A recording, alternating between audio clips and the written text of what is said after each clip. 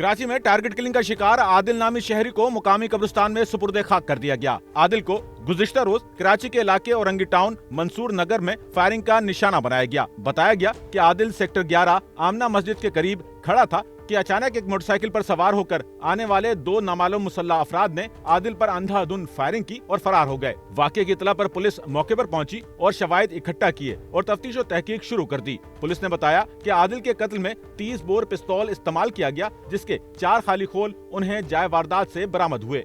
तफ्तीश से पता चला कि आदिल गुटका मावा फरोश था और अहले तशी घराने से ताल्लुक रखता था। आदिल के कत्ल का वाकया दुश्मनी का शाखसाना है या उसे फिरका वाराना टारगेट किलिंग का निशाना बनाया गया। पुलिस को ताहाल कत्ल की नौयत का कोई सुराग नहीं मिल सका। आपको बताएं कि आदिल की नमाज जनाजा करीबी इमाम बारगाह में अदा की गई, जिसके बाद उन्हें मुकामी कब्रिस्तान में सुपुर्दे खाक कर दिया गया। कैमरामैन अमीन के साथ नौमान रफीक, SNN कराची।